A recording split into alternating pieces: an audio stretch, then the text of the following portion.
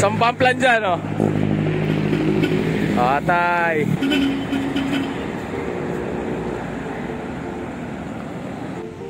Yan na po yung Veloz na iaayos natin. Set up natin ng Bosch Europa. Ganda, bago.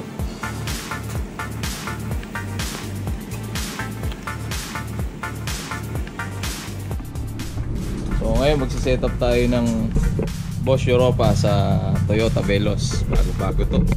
Ayan. Shoutout mo yung utol mo. Shoutout kay Kuya Alvin. Oo, Kuya Alvin. Thank you daw. Thank you daw. Siya daw pinag-drive mo ngayon. Umuwi ka na. Ayan. Puta natin. Ayan. Anong date nyo binili to? 2023? September 1 na daw. Bago lang. September 1. Bagong bago. Okay. September 1 lang. So ayan. Silyado. Tigisa tayo.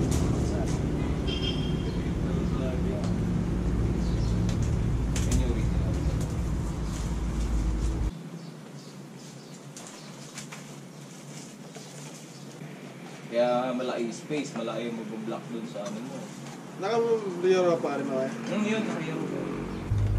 Tanggalin natin yung bumper para mailagay natin ng maayos yung gustong location ng ating customer. Okay. Ito, tinanggal natin 1, 2, 3, 4. Diba? Ayan. Ito tapos itong nasa may lalim ng bumper niya. Ayan. Tanggalin natin yan.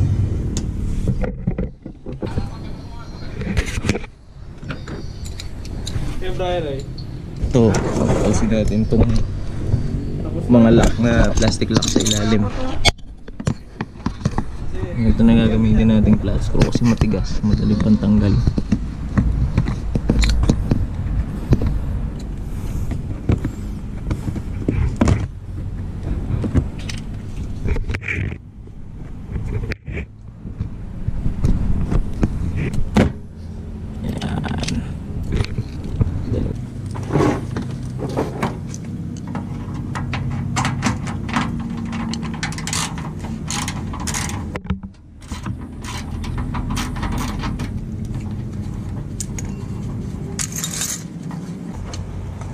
Naka-on na may aircon ko dun eh.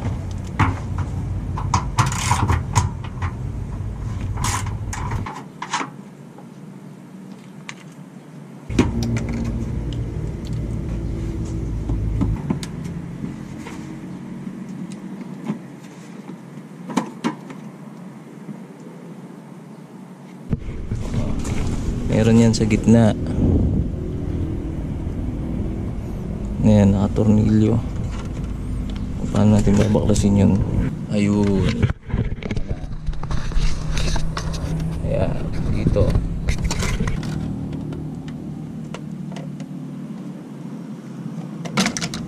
Diba? Ayun yung secret screw. Secret bolt.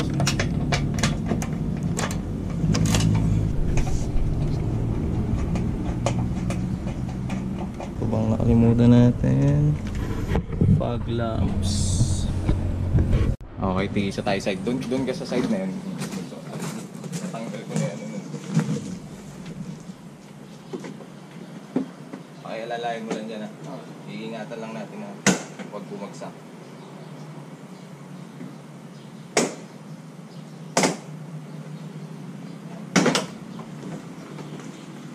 Gawin mo, may pag muna hatakin. Pwede mo tanggalin yung socket no bag lang. Ito natin ito. Ilipin ako lang. Uy! Ngayon, pwede kasi tayo dito magbutas. Ay! Dito oh, pwede natin ilagay. Teka.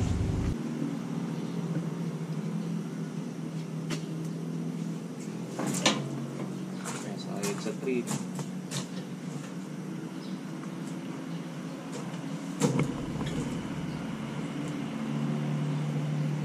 Dito, ito. Pwede to. Yung dyan, puputasan natin. Tapos itong kabila, ito isa dito. Pag dyan kuya, dyan sa kaliwa mo saan? Pag dito sa kaliwa lahat, Hindi kuya, dyan. Yan sa nakapwesto yan. eto dito.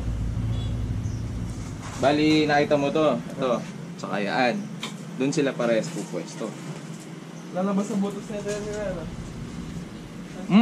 May buta. Ayaw ko parang lalabas.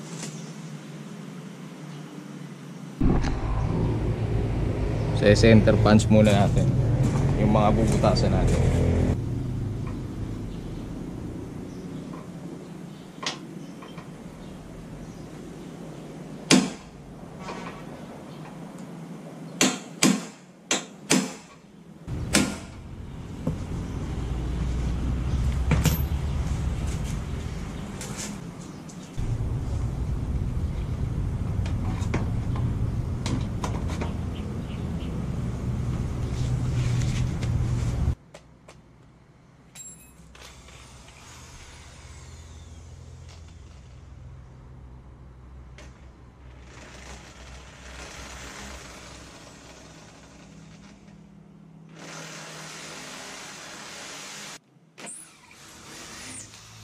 Ito lang ba rin ang ginagamit ko na to, kaya maingay.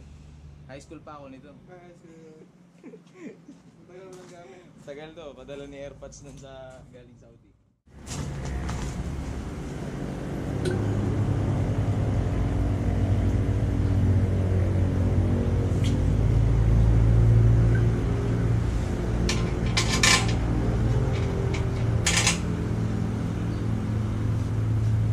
Di ba na bagong mga ground dyan kuya? Sa tagal na yun eh.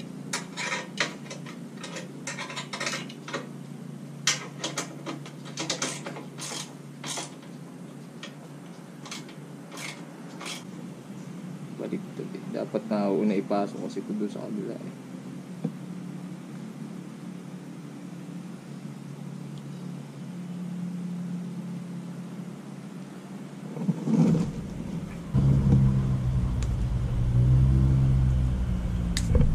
Ito na yung pinakagagamitin natin sa grounding. Yan.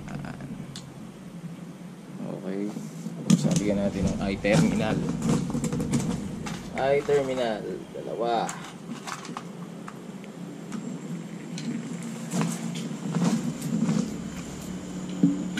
Yan. Yung spade. Dalawang female na spade. Yun, yung dalawa pala.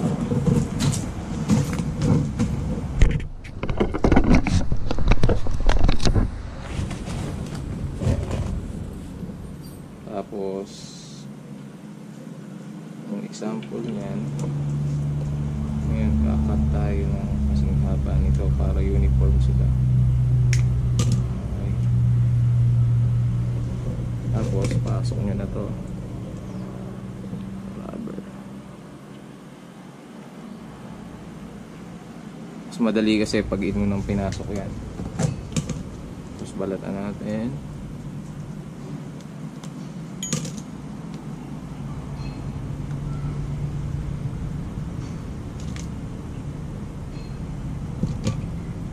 Gamit kayo ng crimping tool.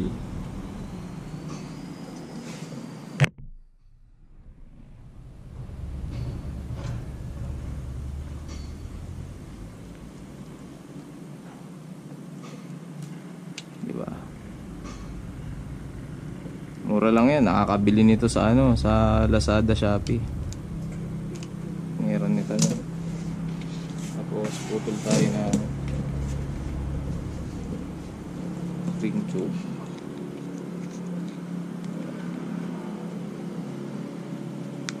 Sakto lang. Kasi may rubber naman ito. Pasok nyo. Yung diretso ipasok natin. Ayan. Tapos heat gun. Walang heat gun, lighter pwede.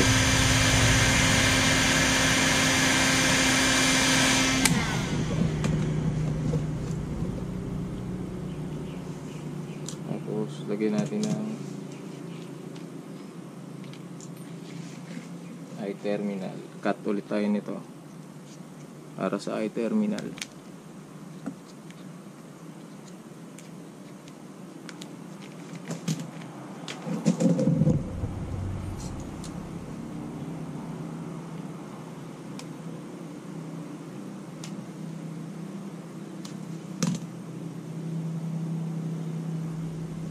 Pasok nyo. Ito nyo. Crimp natin ulit. O ito, hindi na ma-accommodate ng crimp natin, kaya yung dulo na yung gagamitin natin. Gawin yung parang letter U. W pala. Para maakat mabuti. Ayan.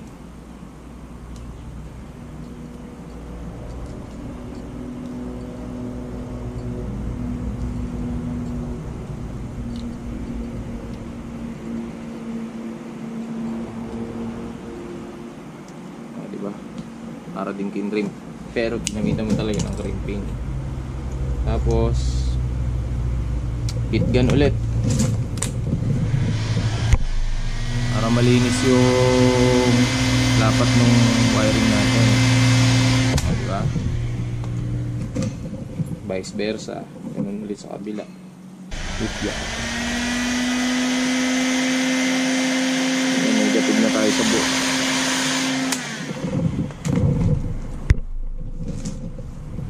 So sa kalagayan kasi natin dito, bali ito kasi naka-mount na to sa tutornilyo na lang to, tapos ilalagay mo na lang to, tapos nut na lang sa dulo, okay na. O ngayon ilalagay natin dito yung grounding sa ilalim, tapos nakaganyan dyan. O diba? Dyan natin ilalagay para makadagdag dun sa ano. I-make sure nyo na nakalapat na yung rubber. Ayun. Ayun. Tapos lalagay natin doon ng thread locker para sigurado. Thread locker.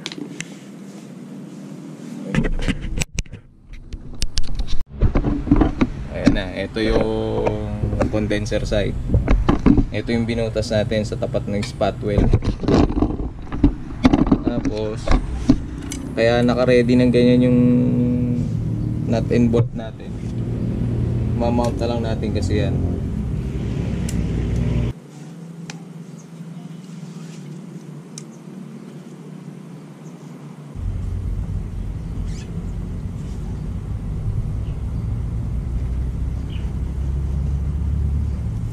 Mamaya i-cable tie natin to, nakaside ng konti sa condenser yung wiring.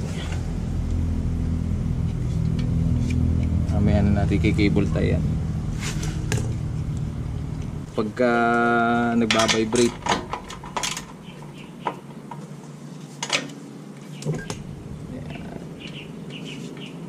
Yung rubber na to, kapag sumayad sa condenser sa mga pins, cable tie nyo. Mamaya kasi cable tie natin yan. Ayan dyan. Para bumaluktot ng konti yung rubber. So yun. Itong kabila, ganun din. Dyan naman. Tapos same din, nakaganyan. Ayan, yung grounding natin, naka body ground na yan. Tapos putputin nyo lang ng konti yung likod nung frame. Konting-konti lang, para lang additional grounding lang.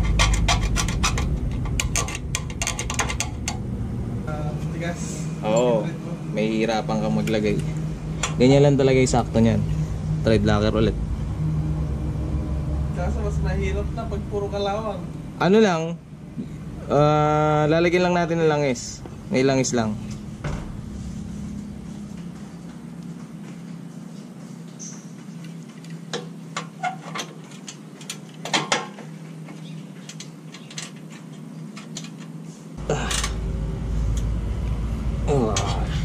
Okay, nakamount na yung ating Europa. may grounding na yan. So positive na lang gagapang natin. Diba?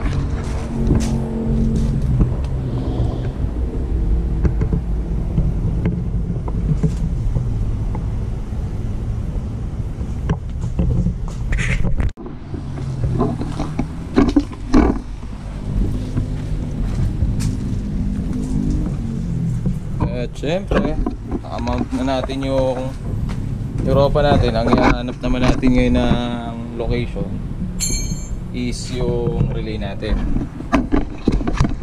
Para naman natin nakita yung position ng relay natin. Mamaya nakabalot naman yung mga wirings natin. Tapos yung relay natin, original din na Bosch yan. Diyan, para kapag gumapang yung positive wire natin, dito malapit na yung main source natin sa battery. Okay, wiring na tayo. Okay, nandito na tayo sa paglalagay ng fuse. Ito yung pinaka fuse holder natin. Brand nito, Circuit.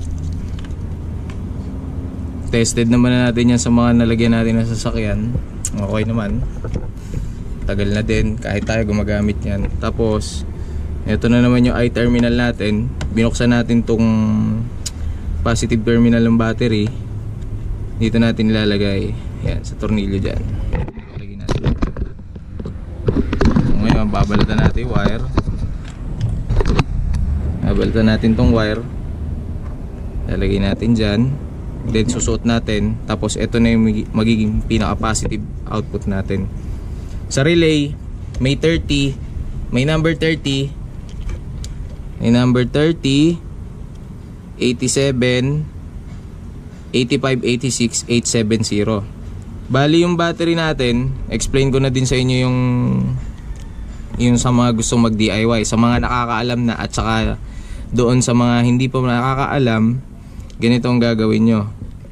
Yung 30 na yan, yun yung galing ng battery.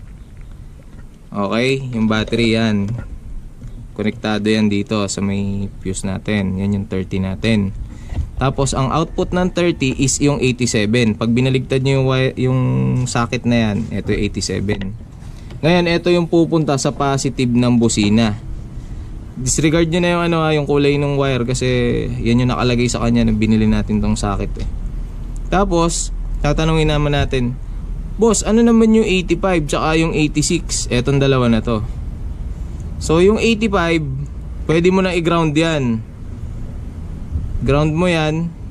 Tapos itong 86, meron tayong, tandaan nyo yung 86, itong pink. Yung 86 na yan, dito natin naman i-connecta sa may isang wiring ng busina niya na positive. Ito yung isang wiring ng busina. O ba't dyan natin i-connect? Kasi dyan kapag pinindot ng driver yung manibela, dyan maglalabas ng output na positive.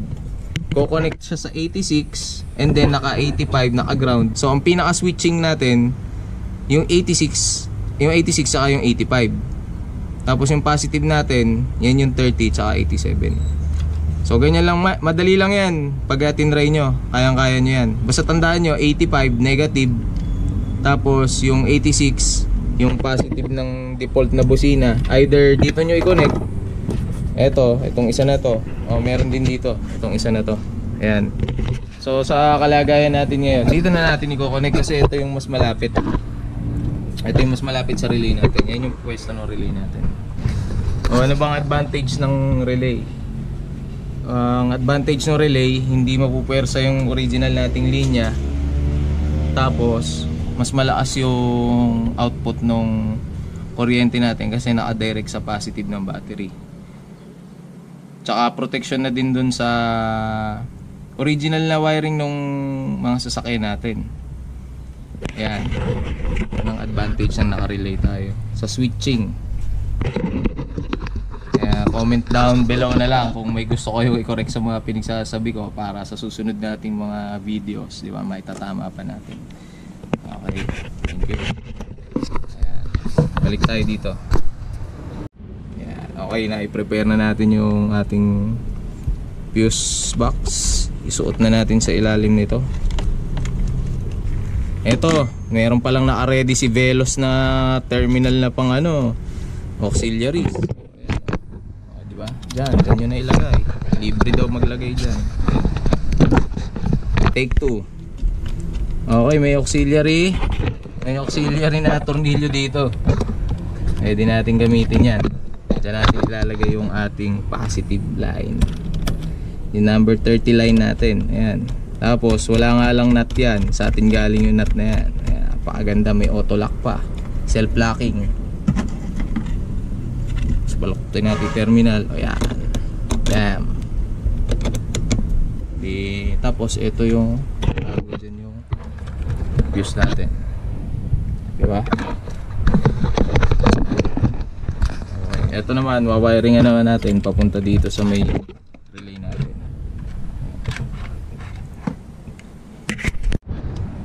Okay, ito na yung relay natin.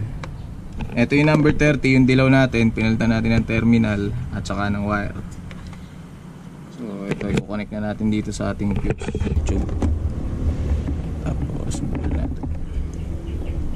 Make sure na wala pang lamang fuse yung fuse box nyo, ha, fuse case nyo.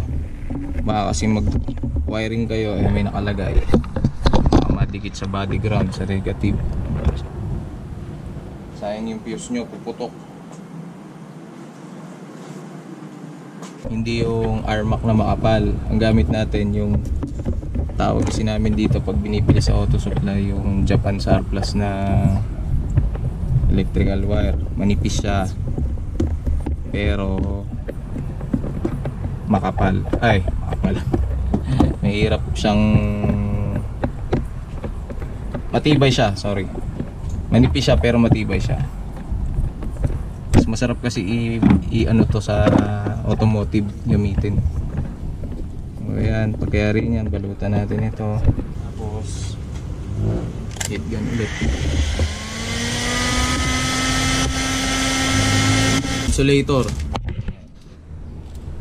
Protection ng wire natin yan. Yung size nga pala ng spaghetti natin na cover na to, na insulator, 1/4.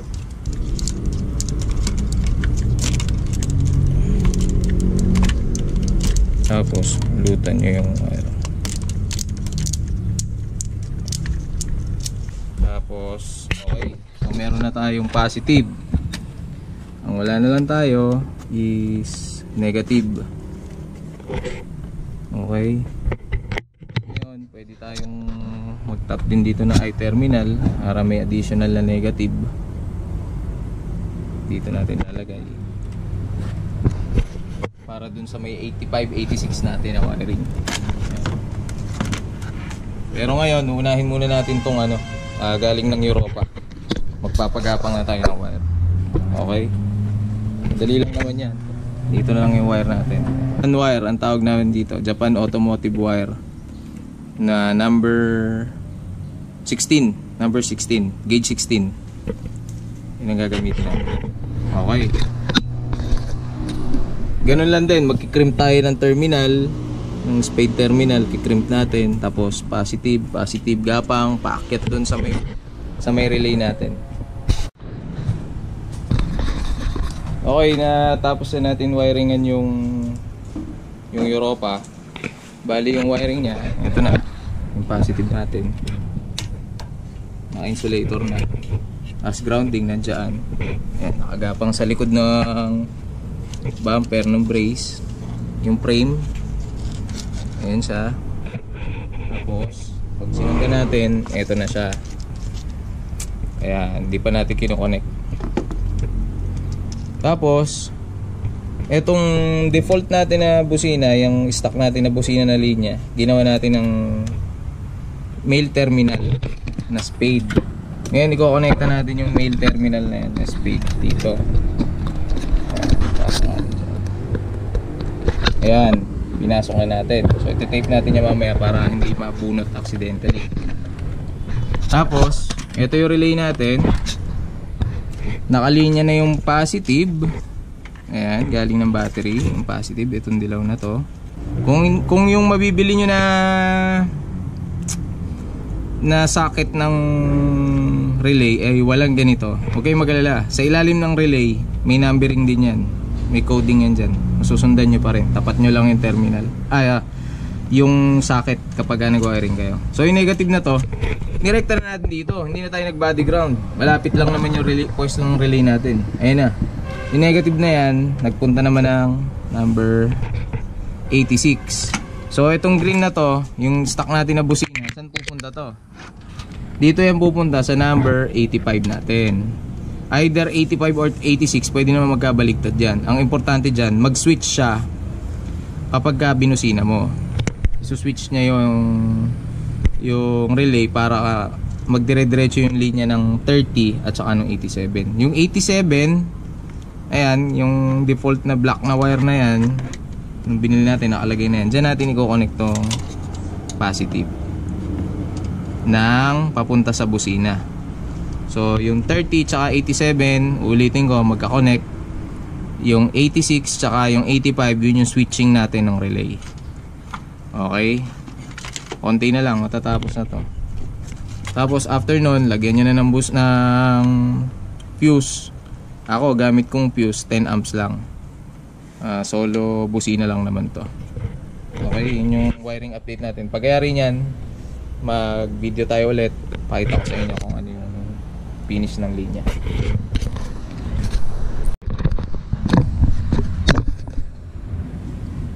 Okay, ito na yung wiring natin. Ito na yung galing sa dating busina, yung color green. Yung red naman nakalagay na din sa socket natin. Bali wala tayong dugtong dito. Iniwasan natin magdugtong. Tinanggal natin yung mga default na wire nung socket. Ayan. Lalo na bagong bago yung belos natin eh, 'di ba? Tapos makita mo may dugtong. Sayang naman. Magkano lang naman yung spade terminal para tipirin mo pa. Di sagad mo na.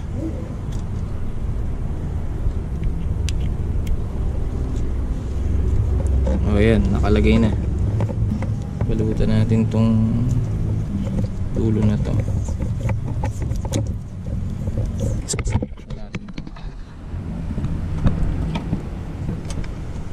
Yun. Lagyan natin ng fuse number 10. Ito.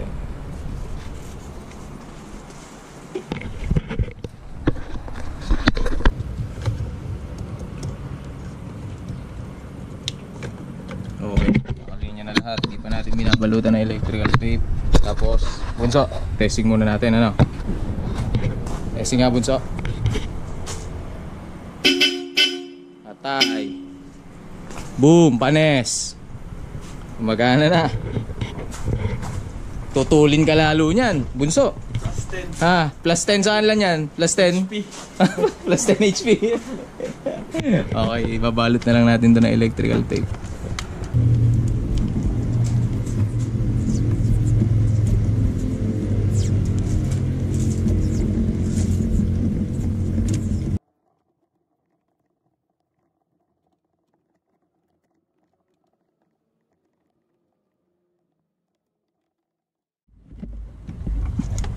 Tapos ito yung set niya na terminal, yung pinagkabitan dati ng busina, tape na din natin to.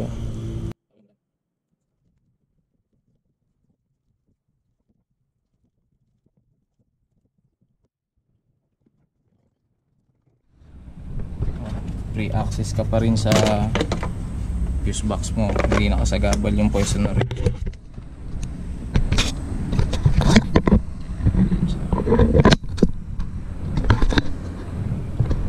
Tapos cable tie. So walk through muna natin yung ginawa.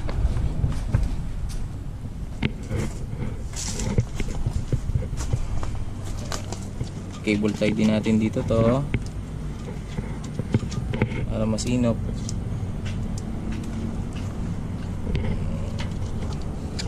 Diba? So dito sa loob, sa ilalim yung papunta dun.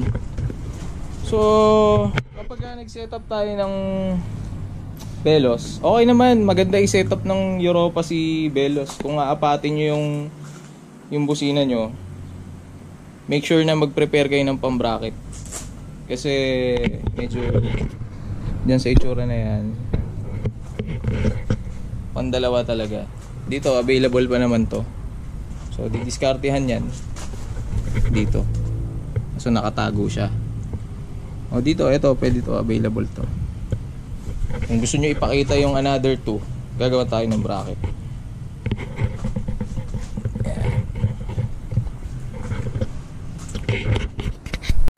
Okay, babalik na natin bumper.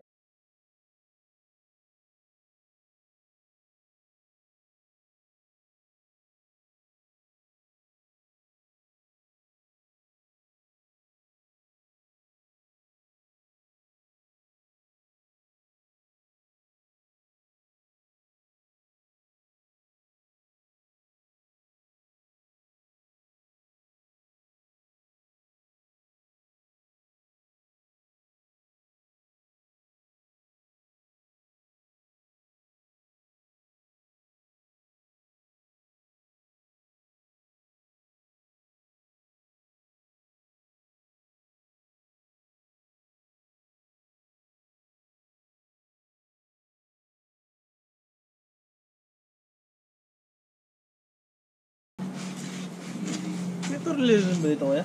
Meron sa gitna. May kanya pa pala sa.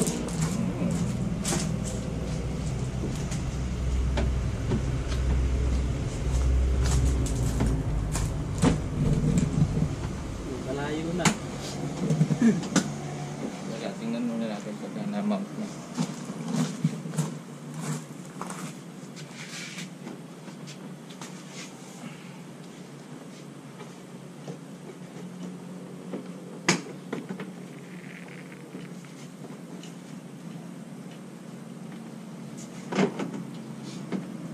Muntik pa tong isa. Lapit-lapit pa yan. Oo ya. Pero ano naman, Nagpa-play na. nagpe-play naman. Ito lumayo na sobra. Eh, yun yung hinata ko pala. Hindi pala natin hinata ko yung isa na yun.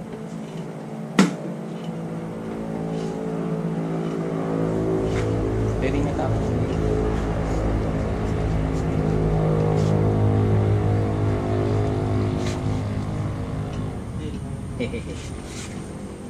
Hey! Okay, baka malaglag pa yung bumper mo. Balik na natin lahat.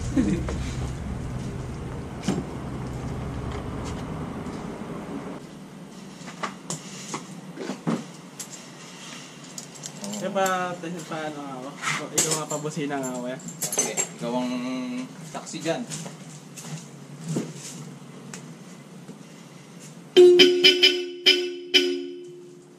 Tutoy ka. Okay na.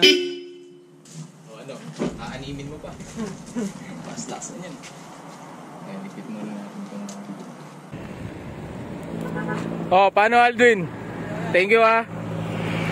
Isang pamplan dyan oh. Atay. Huwag mong tipirin yung busina mo. Okay.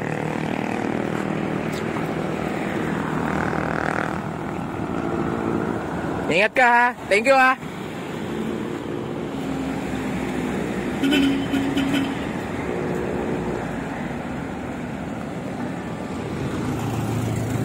So yun guys, na-set up na natin. Tatawid tayo ngayon dahil dito natin sinet up yun sa planta. Ayan. Pinakain ako nila Alvin. Thank you sa inyo. Sa mga nanood. Lakasan nyo lang loob nyo. DIY nyo. Kaya nyo gawin yan. Thank you.